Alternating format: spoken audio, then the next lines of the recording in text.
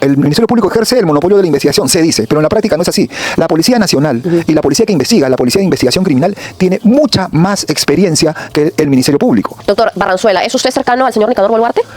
A ver, yo cuando iniciamos esta entrevista, dijo que yo, era ministro, sí, el ministro de Castillo. Hemos visto como Betsy Chávez, desde el comienzo del juicio oral, ha sido trasladada en una perrera.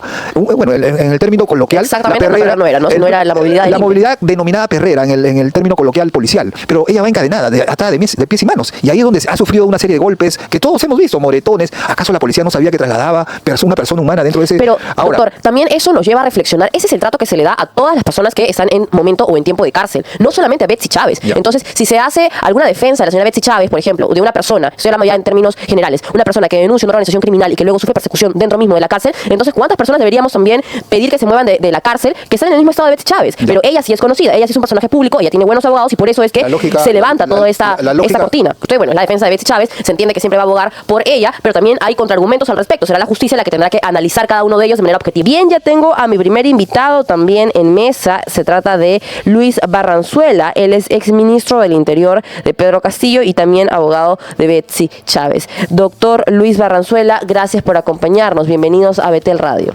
Muchas gracias, Grecia, por la invitación y a tu disposición para las preguntas que me hicieras, como me vas a hacer. ¿Qué le parece si empezamos primero a analizar lo que ha pasado con el señor Nicanor Boluarte? Usted, ha estado en algún momento vinculado con el señor Pedro Castillo, con Betsy Chávez, con las personas también de ese partido que en un principio inauguraron, digamos, la Fuerza de Perú Libre, como son la señora Dina Boluarte, Nicanor Boluarte. ¿Qué es lo que está pasando el día de hoy en ese allanamiento que a todos nos ha sorprendido?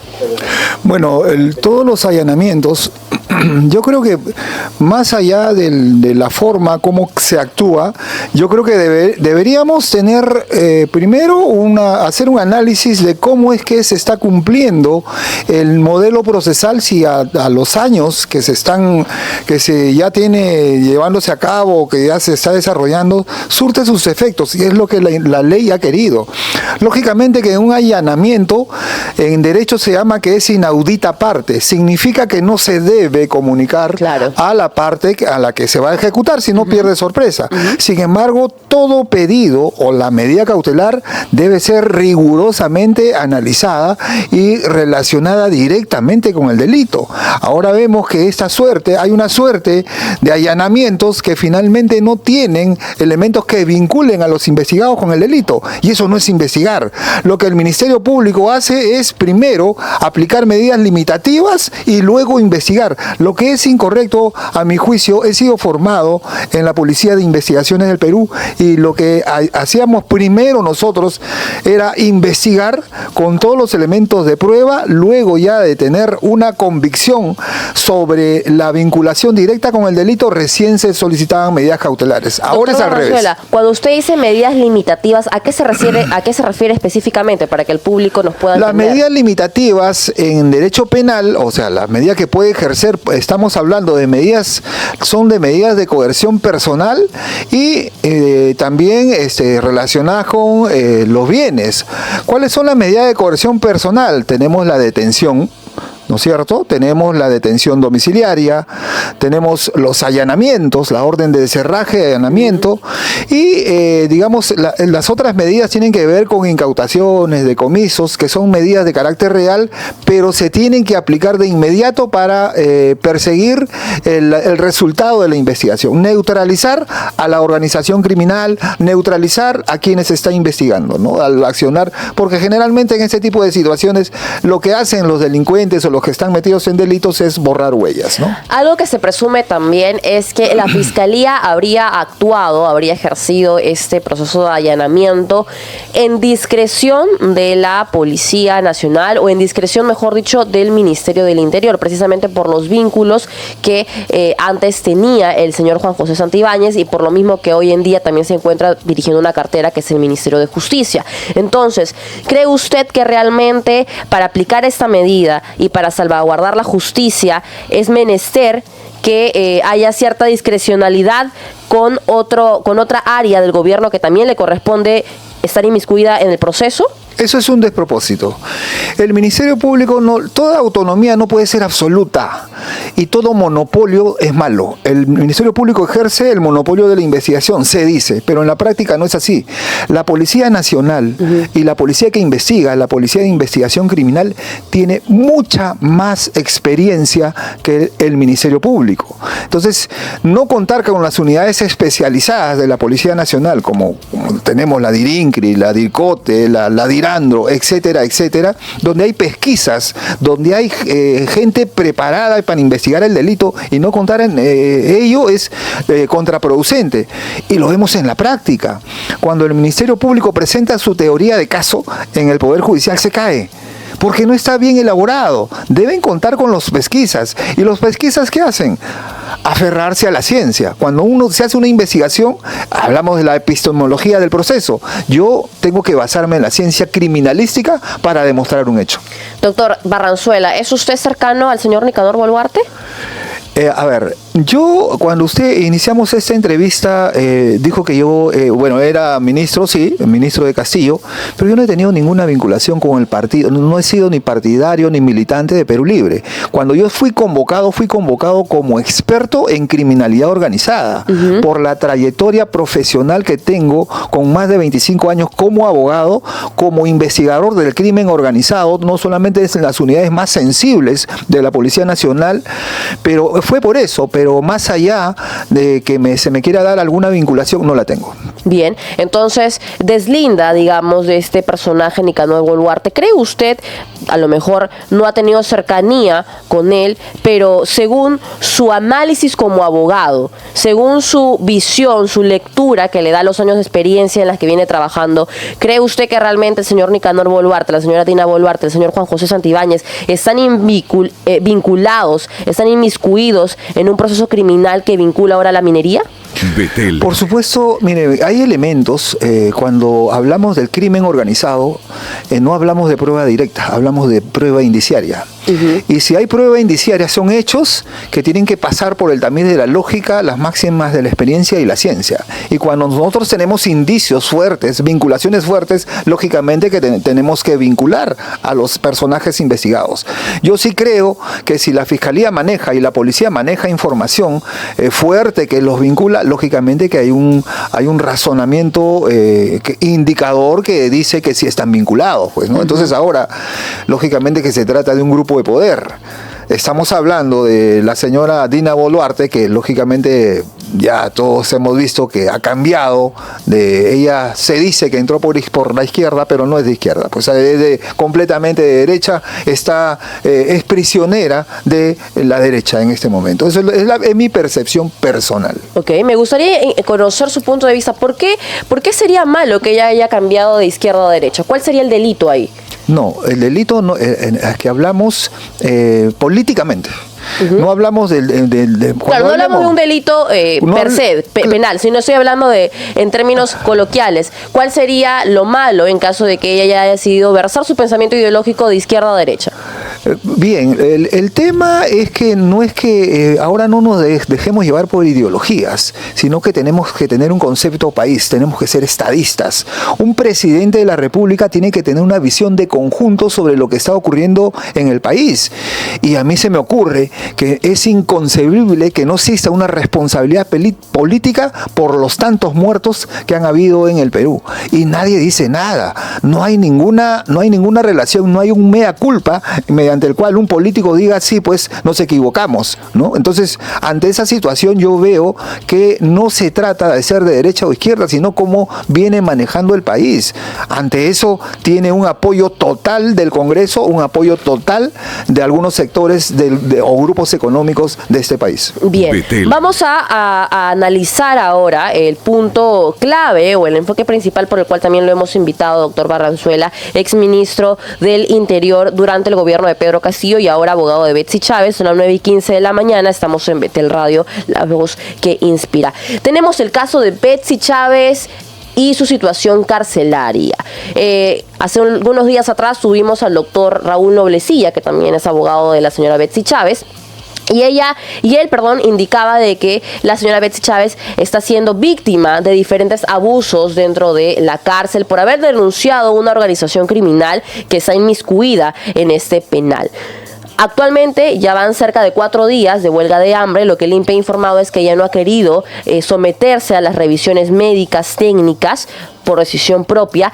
¿Cuál es entonces la situación actual hoy, 27 de agosto, de la señora Betsy Chávez? Bueno, yo quisiera ir por orden. Primero quisiera hablar cuál es la situación jurídica de Betsy Chávez Chino.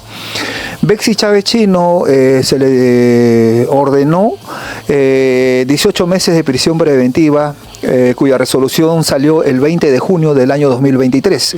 Vencía el 19 de diciembre del año 2024 a las 23:59.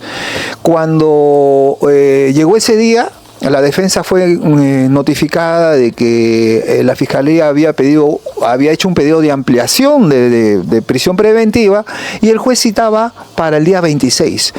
En esos 6 días ella ha estado sin ley, su detención es arbitraria, ¿no? Y sin defensa técnica.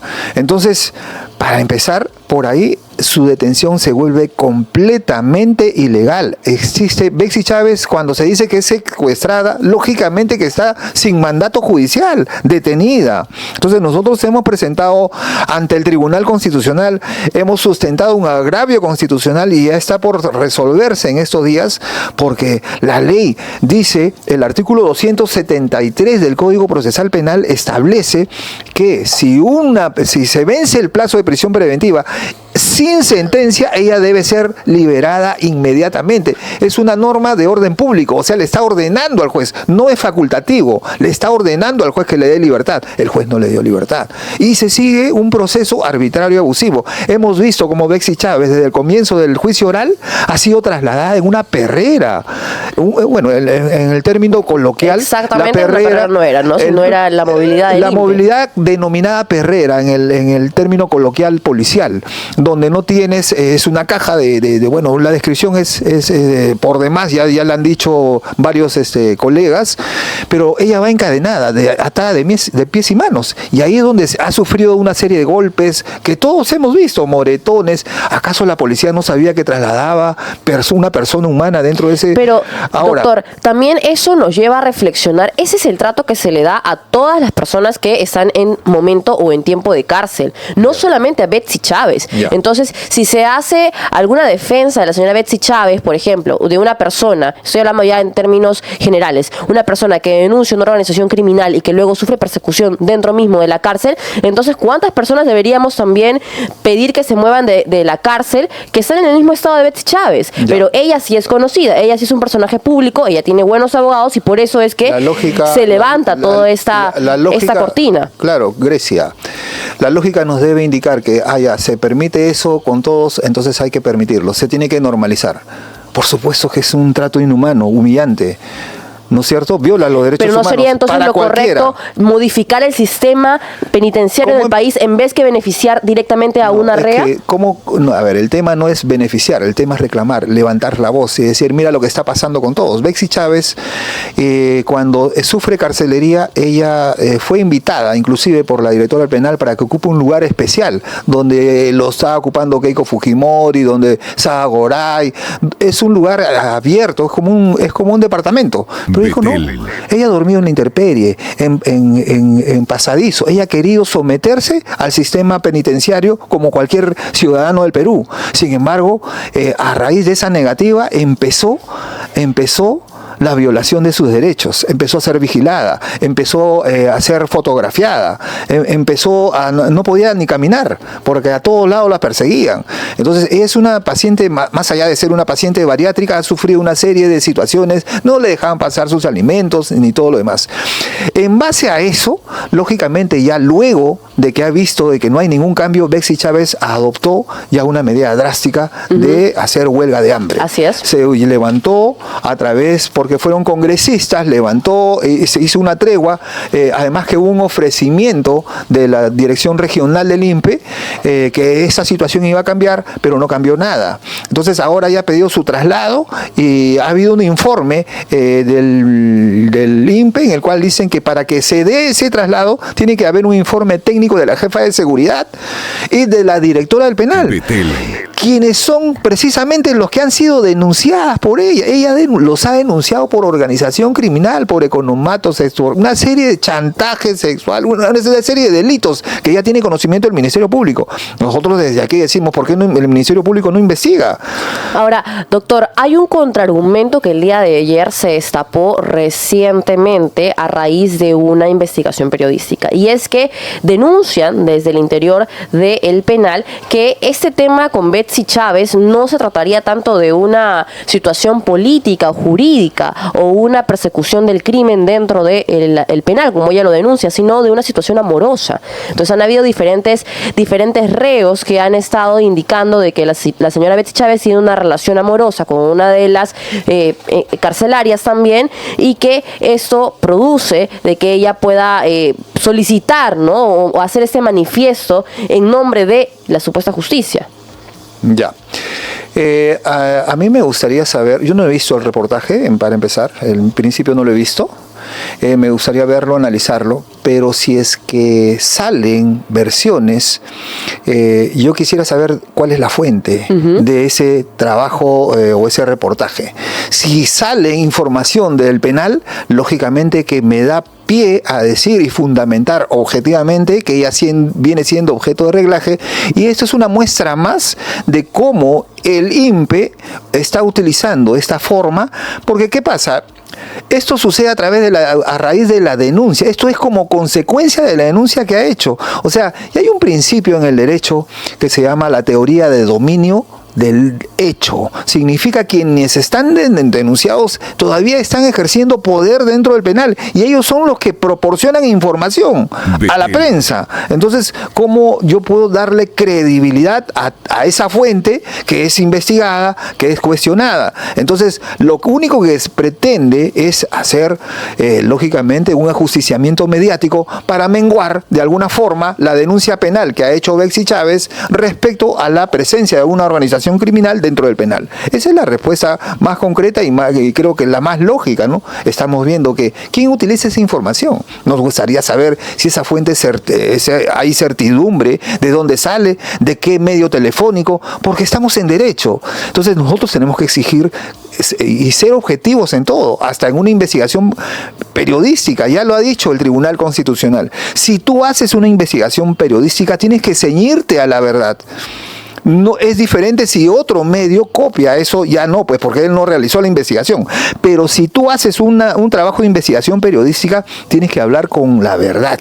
Claro, y la importancia también de darle voz a cada una de las partes, ¿no? Porque los argumentos tienen también sus contraargumentos. Entonces usted, bueno, es la defensa de Betsy Chávez, se entiende que siempre va a abogar por ella, pero también hay contraargumentos al respecto. Será la justicia la que tendrá que analizar cada uno de ellos de manera objetiva. Ahora, doctor Barrenzuela, me comentan que la producción me indica de que el señor Juan José Santibáñez acaba de anunciar que el señor Martín Vizcarra va a regresar al penal de Barbadillo. Vamos a escuchar las declaraciones y luego lo estamos comentando con usted. Adelante.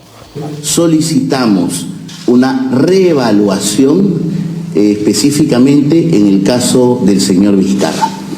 Entendemos y sabemos que las disposiciones judiciales emitidas con respecto a la privación de libertad del expresidente Martín Vizcarra son situaciones que se le imputan cuando venía desarrollando funciones como presidente o como gobernador regional y no como presidente de la República.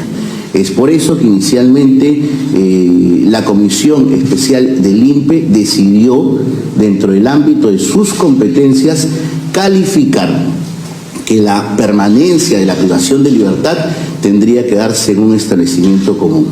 Sin embargo, desde el despacho solicitamos muy respetuosamente al INPE que esta medida pudiera ser evaluada considerando, como reitero, el honor que esta persona había tenido de ejercer el cargo de presidente de la República. Es por eso que el día de ayer, dentro del ámbito de sus atribuciones y de manera absolutamente independiente, se ha emitido la resolución presidencial del Instituto Nacional Penitenciario, la resolución 264-2005, que el día de hoy va a ser compartida con todos ustedes, a través de la cual se regla. Bien, 9:26 de la mañana acabamos de escuchar las palabras del doctor Juan José Santibáñez con respecto a la situación carcelaria del expresidente Martín Vizcarra. ¿Qué análisis le trae a usted este cambio, doctor Barranzuela? Yo creo que es una decisión que no es de Juan José Santibáñez, es una decisión que defiende la institucionalidad jurídica del país, del Estado. Nos guste o no, se tiene que cumplir la norma, la ley. A mi juicio no me cae en absoluto Martín Vizcarra por todos los delitos que ha cometido. Sin embargo, ha sido presidente constitucional de la República. En consecuencia, ese penal es el que en el cual debe estar. Era un error, a mi juicio, un error llevarlo a un penal donde estaba expuesto a algún tipo de agresión, a algún tipo de situación hostil por parte de los internos, ¿no? Yo creo que es una medida que defiende la institucionalidad del presidente de la República, ¿no? Porque además ya, como hemos visto, tiene muchas prerrogativas luego de los mandatos, ¿no? ¿Y cree usted que el señor Juan José Santibáñez pueda hacer también algún cambio carcelario con respecto a la situación de la señora Betsy Chávez? No. Porque yo creo que él está al frente del Ministerio de Justicia y el INPE depende del Ministerio de Justicia. Así es. Ahora, en él está la decisión de acceder al pedido o a los pedidos que ha hecho la señorita Betsy Chávez. Entonces, si es que él lo tiene bien, puede hacerlo, tiene el poder para disponer o para precisar los cambios que ha solicitado la señorita Betsy Chávez. Por supuesto que tiene el poder. Por eso, precisamente, ¿ustedes esperan o realmente confían en que la gestión del señor Santibáñez pueda realmente generar algún cambio en la situación de la señora Betsy Chávez? Yo creo que más allá de la gestión se debe apelar a la ley y al derecho, porque no es la persona, sino es la norma y la ley. Cuando nosotros apelamos al cumplimiento de una disposición, no apelamos a que se ejecute o no quiero ponerle título a quien dijo está bien que es procedente. No, es la ley que dispone los cambios. Está el Código de Ejecución Penal. Cuando veo mi vida en peligro, me he sido amenazado de muerte en un penal, ¿qué es lo que queda? Se tiene que aplicar la ley. Y la ley es general. Como usted ha hecho en una indicación hace un momento, la ley no va en razón de, no se dan en razón de las personas, sino en razón de las circunstancias. La ley debe ser general y aplicable para todos los peruanos. Bien, si esta situación continúa, ¿cree usted que la señora Betsy Chávez pueda morir en cárcel, pueda morir en esa situación de huelga de hambre? Porque se comenta que su situación realmente es deplorable, hablando ya salúbricamente. Yo he estado con ella el día de ayer y ya la he visto cerosa, la he visto muy resquebrajada, con la piel reseca, los ojos hundidos, y es producto, por supuesto, que es consecuencia de la huelga, de la decisión propia de ella. Sin embargo, ella puede estar mal, pero ella vive convencida de sus ideales y no de circunstancias. Ella va a seguir, ella sigue en su posición, no quiere ceder, a pesar de que esta defensa le ha pedido particularmente que levante su huelga, porque no queremos una Betsy Chávez, no queremos ver, un escenario adverso, ¿no? Entonces le hemos dicho, la hemos llamado le hemos llamado a la reflexión. El Perú la necesita. Sin embargo, ella se mantiene firme en sus decisiones. Y en el tema de voluntades, querida Grecia, a veces uno no puede ir más allá de una solicitud, ¿no? Bien, vamos a estar abordando un poquito más el tema sobre Betsy Chávez y también sobre materia de seguridad ciudadana después de la pausa. Estamos conversando con Luis Barranzuela, exministro del Interior durante el gobierno de Pedro Castillo y abogado actual de Betsy Chávez. Pausa y regresamos. Ya volvemos con Tendencias. El radio, la voz que inspira, 9:31 de la mañana. Esto es Tendencias con Grecia Oré. Doctor Luis Barranzuela, usted mencionó hace un momento, antes de la pausa, que el Perú necesita de Betsy Chávez. ¿Podría explicar, por favor, en qué exactamente se le necesitaría a ella? Porque fue gabinete del señor Pedro Castillo, un gobierno bastante débil, un gobierno que en su ideario de izquierda, y hablando políticamente, no logró su objetivo, y un gobierno que además finalizó con un intento de golpe de Estado, o sea, con una medida inconstitucional. Entonces, ¿podría explicarnos cómo el Perú va a necesitar a ese tipo de personas en la política? Ya. En principio, vamos a hablar del punto neurálgico y central. No existió golpe de Estado. Fue un intento de golpe de Estado. Desde el punto de vista penal, y ya lo han determinado varios juristas, no es un tema de discusión en una entrevista. Nosotros estamos convencidos, la defensa, por si quiere tomarlo así, de que no existe la comisión delictiva del delito de rebelión porque se necesita de un alzamiento armado. Y es más, en ese contexto, Betsy Chávez no ha tenido ninguna participación. Entonces, querer someterla a un proceso en el cual inicialmente, y recordemos que al comienzo de la investigación no fue comprendida, ella ha sido comprendida mucho después. Ya han habido diligencias que se han llevado a cabo cuando era forada. O sea, hay varias situaciones que se van a dar dentro del proceso penal. ¿Por qué digo que el Perú necesita de una política o de un personaje como Betsy Chávez? A pesar de los fundamentos ideológicos que ella pueda tener, es una mujer joven, es una mujer preparada, se ha preparado en el contexto político, y creo que tiene mucho por venir, o sea, tiene mucho que dar por esa nación. Siempre en un país no siempre todos tienen que pensar igual, siempre tiene que haber oposición. Es parte de la democracia también. Es parte de la democracia, o sea, incluso cuando alguien llega al poder, tiene que haber oposición, eso es por naturaleza. Hablamos eso, y eso lo discutimos en la teoría del poder, que son los primeros años del derecho, cuando estudiamos ciencia política.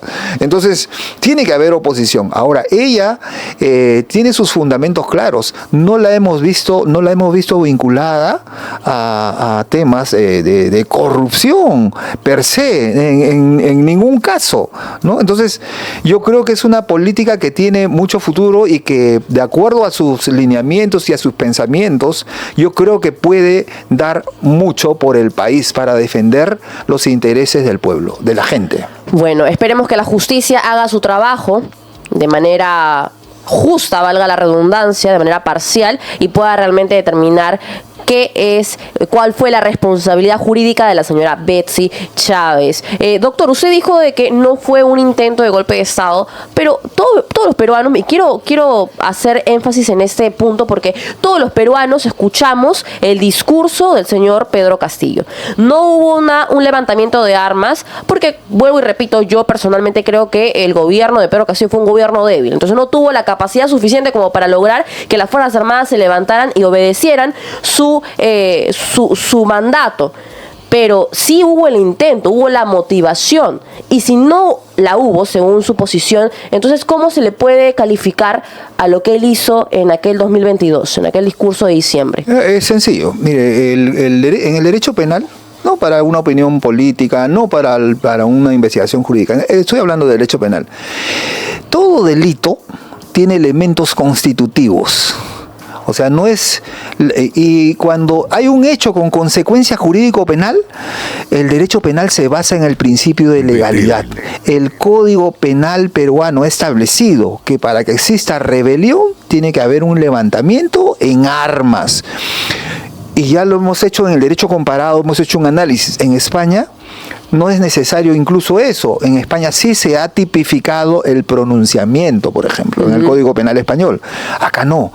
Y no se puede hacer una interpretación extensiva del Código Penal. O encaja o no encaja. Entonces, si aplicamos el principio de legalidad en el Perú, no existe delito. Más allá de la consecuencia política. Responsabilidad política, por supuesto, pero tiene que haber sido sometido al Congreso. Infracción a la Constitución, por supuesto, pero tiene que haber sido sometido al Congreso. Usted sabe que la detención, ahora sabemos que tenía prerrogativas el presidente. Betel. Sabemos ahora que esa detención fue arbitraria, fue ilegal. Los votos fueron ilegales. Entonces no fueron los números de votos requeridos por el reglamento del Congreso. Entonces todo fue ilegal. Entonces partimos Estado versus Estado. Entonces estamos en una situación que se tiene que dilucidar, lógicamente, como usted bien ha dicho, Grecia, dentro del proceso penal y lógicamente que se va a desarrollar para verificar este contexto. Bien, doctor Barranzuela, por favor, una lectura general sobre el tema de materia en seguridad ciudadana, porque usted ha sido exministro del Interior, así que tiene autoridad para comentarnos qué es lo que está pasando actualmente en nuestro país en materia de seguridad ciudadana. Yo creo que el enfoque no es solamente seguridad ciudadana. El enfoque de seguridad ciudadana es una palabra recogida del derecho español, ¿no? Y era objeto de estudio en la policía, en la Escuela Superior de Policía. Ahora se ubica más la gente en hacer trabajo disuasivo en la calle, ¿no? Más policías, más patrulleros, etc., etc., pero se han olvidado de una cosa, de la investigación criminal. Cuando nosotros nos olvidamos la investigación criminal, este código procesal penal se ha hecho sin la policía y contra la policía. Este modelo procesal no trabaja con las unidades especializadas, con los pesquisas. Nosotros debemos abordar la seguridad ciudadana atacando el crimen, las cabezas, porque estamos viendo que en el Perú funciona el crimen organizado transnacional. Estamos viendo que no es solamente Perú, sino que se comunica con toda la región y ha llegado hasta Estados Unidos. ¿No es cierto? Entonces, el enfoque tiene que ser así en esa dimensión, tener una visión de conjunto, tiene que haber una coordinación policial, una coordinación en inteligencia operativa policial a través de las policías con sus pares de toda la región, porque el problema tiene que enfrentarse desde esa óptica. Bien, doctor Barranzuela, muchas gracias por habernos acompañado el día de hoy en el programa Tendencias. Hemos estado conversando con Luis Barranzuela, exministro del Interior durante la gestión del señor Pedro Castillo y abogado actual de Betsy Chávez.